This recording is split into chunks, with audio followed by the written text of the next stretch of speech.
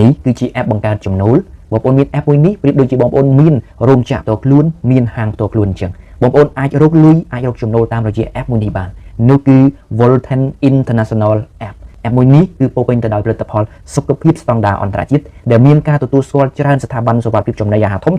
ច្រើនក្រសួងសុខាភិបាលនិងមន្ទីរពិសោធន៍បច្ចុប្បន្នគឺដំណើរការ10ប្រទេសដូច្នេះហើយផលិតផលទាំងអស់នេះគឺសុវត្ថិភាពមែនទែនមួយវិញទៀតបងប្អូនកុំបារម្ភថាអូទិញផលិតផលក្នុង app ហើយมันអាចដកផលិតផលបាន Volten International កម្ពុជាគឺមាន office ផ្ទាល់ខ្លួនដែលទិញដាច់ជាង$1 លានឯណោះអញ្ចឹងបងប្អូនកុំបារម្ភថាទិញផលិតផលពី app ហើយมันអាចដកបានកុំបារម្ភណាមួយ Volten International គឺមានអគារមាន office ហ្នឹងជាង20កន្លែងណោះនៅលើ10ប្រទេសហ្នឹងអញ្ចឹងពាក់ព័ន្ធជាមួយនឹងបញ្ហាមួយនេះបងប្អូនអាចដកក្តីបារម្ភបានអញ្ចឹង app មួយនេះគឺបងប្អូនអាចផលិតចំណូលឬក៏បង្កើតចំណូលតាមរយៈការលក់ប្រសិនបើបងប្អូនប្រើប្រាស់ផ្ទាល់ខ្លួនគឺបងប្អូនបានសុខភាពល្អផងដែរដូច្នេះចំពោះបងប្អូនសិស្សនិស្សិតឬក៏បងប្អូនណាក៏ដោយដែលមានចំណាប់អារម្មណ៍ចង់បង្កើតចំណូលតាមរយៈការលក់នៅផលិតផលសុខភាពបងប្អូនអាចឆាតតាមរយៈ page ឬក៏ Telegram ឬក៏ជួបគ្នាផ្ទាល់ដើម្បីជជែកគ្នាលម្អិតអរគុណបងប្អូនទាំងអស់គ្នា